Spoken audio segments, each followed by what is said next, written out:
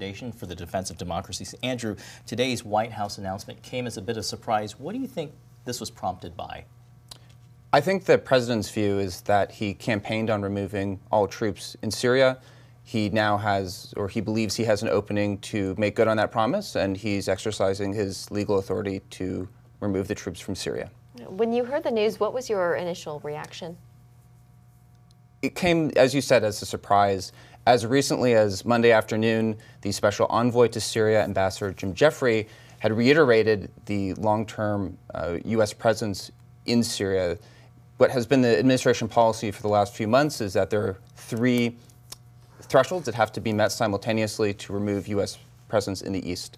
Those three thresholds are the defeat of ISIS, not just as a territorial entity, but as an organization, the removal of Iran's proxy forces and ground troops, and a political process that is a political reform process from the Assad regime that is in accordance with UN Resolution 2254.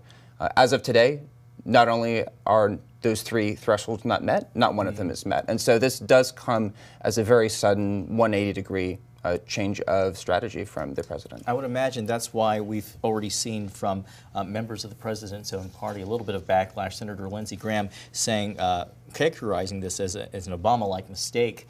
Thoughts on that? Well, one does remember President Obama's decision to pull every last troop out of Iraq in 2011, having campaigned to do so.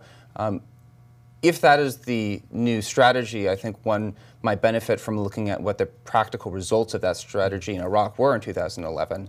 The removal of the U.S. troops meant the removal of U.S. political influence. There was a power vacuum that followed the precipitous withdrawal, and that power vacuum was filled with Iran and ISIS. And I think that if the U.S. were to similarly remove its troops from Syria, it would lose all its political leverage in Syria, and the territory that's now controlled by U.S.-backed proxy forces, the Syrian Democratic Forces, would fall into the hands of Iran, Assad, Russia, and Turkey. How much does Turkey factor into this? Well, what's interesting is that President Erdogan of Turkey and President Trump had a phone call on Friday, and according to an unnamed U.S. official, it was on the basis of this phone call that Trump began to rethink what had been a fairly consistent U.S. strategy. President Erdogan in recent days has been threatening to conduct military operations cross-border from Turkey to Syria because of what he perceives to be existential threats coming from Kurds on the Syrian side of the border. Kurds, who I might add, dominate the U.S.-backed ground proxy, the SDF. Yeah, they've been our allies. They have been. And so it looked like there was this military crisis brewing.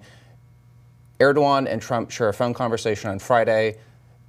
What's interesting is on Monday, Jim Jeffries reaffirms the strategy, reaffirms the previous strategy, I should say, the commitment to the East. But then today, Trump announces unilateral withdrawal. And so I don't pretend to have any insider knowledge on what's happening inside the administration, but it does seem that there has been a fundamental change of thinking, at least as far as the president goes. You have a lot of Republican lawmakers blasting the president for this announcement, but then there are others too who do support it, like Rand Paul. He was saying he's very supportive of this decision and saying that, you know, the United States is so many places, and that at some point we do have to pull out of different areas. What do you say to that line of reasoning? Yeah, well, I think Rand Paul actually represents a minority within the Republican caucus. From the reaction I've seen, there's been unanimous skepticism of the unilateral withdrawal.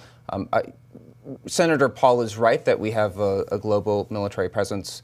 It's not clear that the 2,000 troops we have in Syria are low return on investment troops. In fact, I would argue they're amongst them. They generate the highest return on investment because of their political significance, which I touched on before.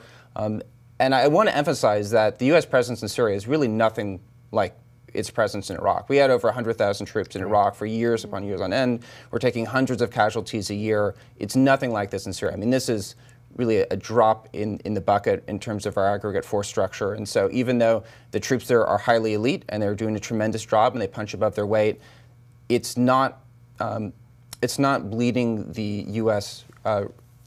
Either literally or bleeding its treasury the way Iraq was. I would argue that we can afford to do what we have to do in eastern Syria, especially given how favorable the situation is right now relative to the alternative, which could easily be a repeat of Iraq. And then you're looking at a situation in which Iran functionally controls territory from the west border of Afghanistan all the way to the Mediterranean Sea. Andrew Gable with the Foundation for Defense of Democracies, thank you for helping us make sense of this. Thank you very much.